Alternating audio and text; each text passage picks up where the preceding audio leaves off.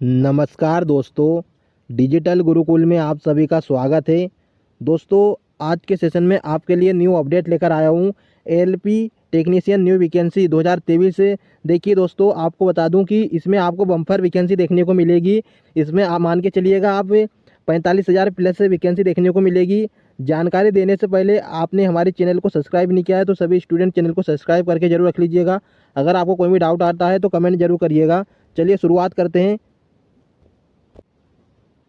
देखिए, आपको बता दूं कि यहाँ पर टोटल पोस्ट की बात करेंगे तो 45,000 प्लस पोस्ट देखने को मिलेगी। लेकिन आपको एक बात बता दूं कि 45,000 प्लस तो वैकेंसी बताया है, ये सिर्फ रेलवे के द्वारा बताया गया है कि इतनी वैकेंसी है। लेकिन पिछली बार की बात करता हूं तो पिछली बार कितनी बताया गया था, 26,000 प्लस वैकेंसी बताया था। 26,000 प्लस, लेकिन टोटल वैकेंसी कितनी आई थी, 60,000 प्लस आई थी। तो इससे आप खुद अंदाज़ा लगा सकते हैं कि 45,000 प्लस वैकेंसी बोला है, लेकिन मान के चलिए 60,000 प्लस वैकेंसी तो आपको देखने को मिलेगी ही मिलेगी। कारण क्योंकि 3 लाख पद, 3.5 लाख के करीबन आपको रेलवे के द्वारा बता भी दिया गया है कि इतने पद अभी खाली है और इन पर वैकेंसी बाकी है। तो खुद से समझ सकते हैं कि कितनी कितनी वैकेंसी खाली रह सकती है अंदाजे के अनुसार। अब देखिए, इसमें फ़ायदा किसको मिलेगा। सबसे बड़ा फ़ायदा मिलेगा आईटीआई और अग्निवीर वालों को। कैसे, देखिए 15% रिजर्वेशन दिया गया है इनको। अगर इनके कम नंबर भी आते हैं तो इनका सिलेक्शन आसानी से हो जाएगा। 15% अग्निवीर सैनिकों को यहाँ पर रिजर्वेशन दिया गया है। अब देखिए, फार्म फीस कितनी लगेगी, 500 रुपये फार्म फीस लगेगी। ये सिर्फ जनरल ओबीसी के वालों के लिए है। अगर एसटी एससी अगर आप फीमेल है तो 250 रुपये चार्ज लगेगा। 100 रुपये चार्ज करेक्शन फार्म का चार्ज लगेगा।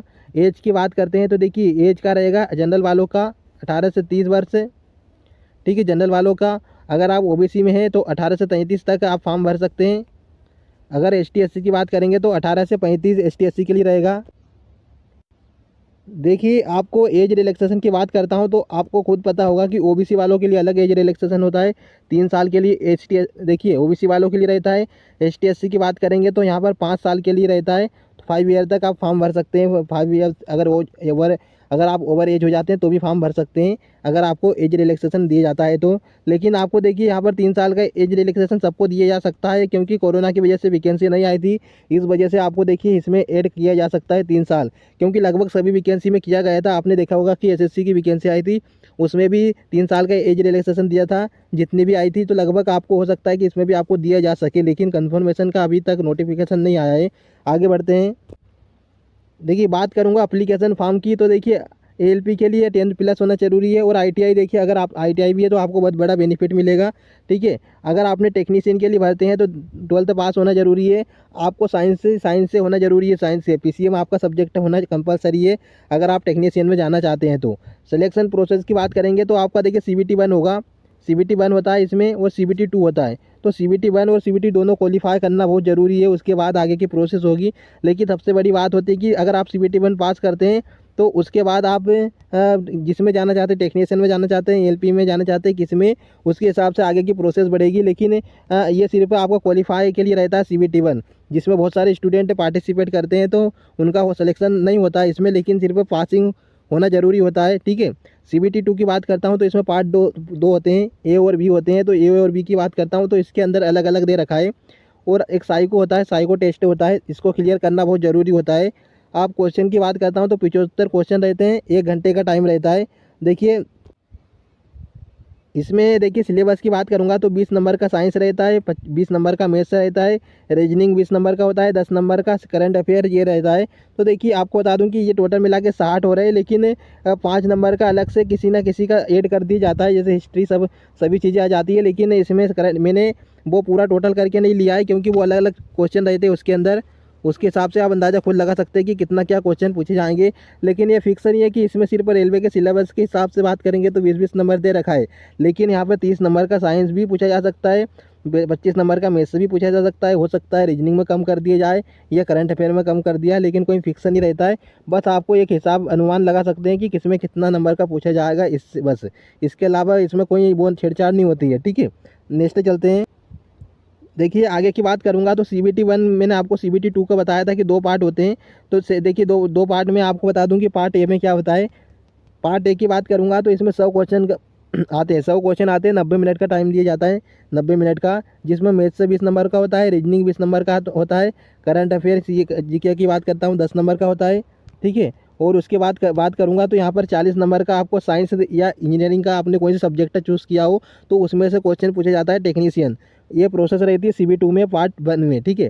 अब पार्ट 2 की देखिए यहाँ पर याद रखिए, पार्ट बी की बात करता हूँ तो यहाँ पर 75 नंबर का 75 नंबर का पेपर होता है, 60 मिनट का टाइम दिया जाता है। अगर आपको देखिए ITI वालों के लिए क्या फ़ायदा मिलेगा आपको बता दूँ, ये फ़ायदा मिलेगा ITI वालों को, अगर आपने कोई ट्रेड से किया है, रिलेटेड ट्रेड से, मतलब ITI किया है, किसी से भी किया है, डीजल लोकोमोटिव से किया है या फिर इलेक्ट्रिशियन से किया हो या फिर आप किसी से भी किया है, देखिए आपको इसमें बहुत बड़ा फ़ायदा मिलेगा। इसमें आपको एक पर्टिकुलर सब्जेक्ट में आपको नंबर लेके आना है और वो भी नंबर 42, टोटल मिला के 42 ही लेके आना है 75 में से।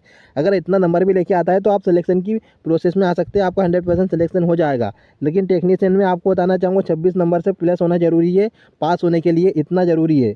पास हो जाओगे आपका सिलेक्शन, यहाँ तक देखिए, यहाँ तक की प्रोसेस रहती है सिलेक्शन के लिए, इतने में आपका सिलेक्शन हो जाता है। ये अगर आपसे मैं एग्जाम फॉर्म डेट की बात करता हूँ तो एग्जाम फॉर्म डेट में देखिए बहुत सारे स्टूडेंट मैसेज भी कर रहे थे, तो आपको बता दूं कि अगस्त सितंबर में फॉर्म की डेट आ सकती है, क्योंकि इसके पीछे बहुत बड़ा कारण है। क्योंकि आपने देखा होगा कि रेलवे के द्वारा बता भी दिया गया है कि बहुत सारी वैकेंसी खाली है, साथ में दबाव आ चुका है विपक्ष का, इस वजह से चुनाव भी नज़दीक आने वाला है। और साथ में आपको बता दूं कि वैकेंसी को पूरी कराना बहुत ज़रूरी है। इसमें ये बता दूं आपको कि चुनाव से पहले आपको फॉर्म देखने को मिल जाएंगे। मैं ये नहीं बोल रहा हूँ वैकेंसी पूरी तरह से कंप्लीट किया जाएगा, बिल्कुल नहीं होगा, लेकिन आपको फॉर्म फिलअप कर दिया जाएगा और आपका एग्ज़ाम भी समय पर हो जाएगा। लेकिन ज्वाइनिंग की बात करता हूँ, ज्वाइनिंग तो 29-30 तक भी हो सकती है, तो कहना मुमकिन नहीं है।